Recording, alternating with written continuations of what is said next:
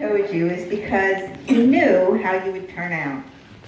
Our holy God knew you would be a man with integrity, to teach his word with all of your heart, that he would lead others to you to hear his word preached with confidence and conviction and without apology.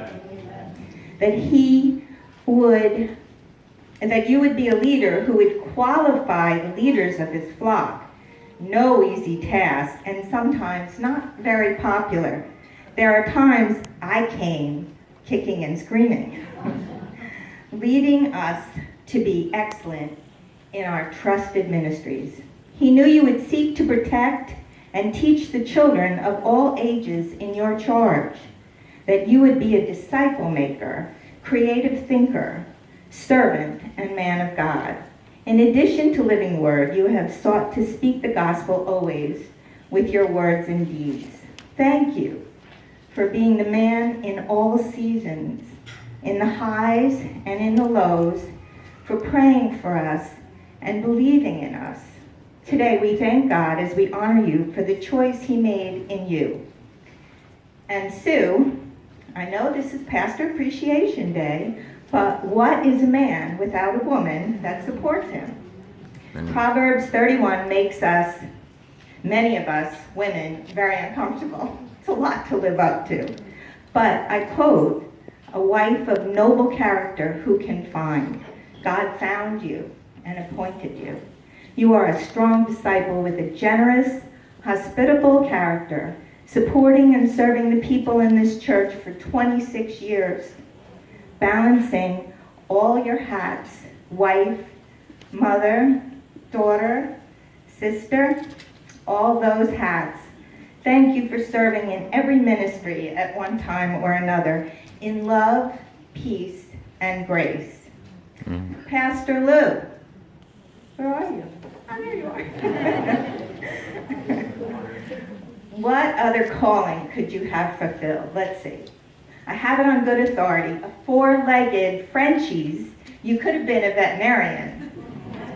You are a creative thinker and would have excelled in any vocation, but we are so blessed that you have answered your call as our youth pastor. It is who you are. Being a youth pastor is quite a different animal. Youth pastors are working toward their students leaving. They invest heart, mind, and soul into someone they know will go out the door without looking back in a few short years. Pastor Lou shared with me how he was influenced by his own youth pastor. This man called by God so influenced Pastor Lou that he set his heart on serving the youth. Let me say, he does have a number of job descriptions, like theologian, educator, counselor, coach, manager, life coach, party planner, and being on call 24/7, 365. Needless to say, you have also supported your community as an associate pastor. And Christiane, who's hidden behind the pole, you are wise above your years, a loving supporter of your husband, partnering with him in his vocation and family. Thank you for honoring God in your role as wife, mother, teacher, nurse, doctor, homemaker, encourager, and counselor. So I'd like to encourage you. I made these last year. I only made 4 of the pastor's little bulletin that I made, and everybody came up to me and said, "Did you make any for us?" And I didn't. So this year I did. And I would just like you to read it. And there's inside Pastor Lou, Michael Fernandez sent me an email to honor you. And so these are his words in here. And when you have a moment, just take a read. And please, I encourage you to read it too.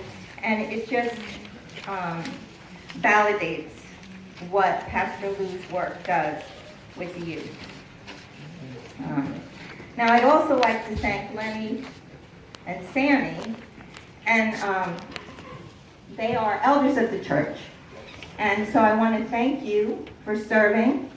And we as a community appreciate your passion, commitment, and support. And Lenny was here a minute ago. Oh, there you are. Life has eye contact. You know, life can become very large at times, and your time is valuable. Thank you for spending your time in the service of our Lord Jesus Christ. And as a token of the appreciation of Living Word Community Church congregation, please accept these baskets, and Pastor Frank and Pastor Lou. Okay, so we can never fully honor our pastors and elders with one day of appreciation, but we will try to support and encourage them as they're answering their calling.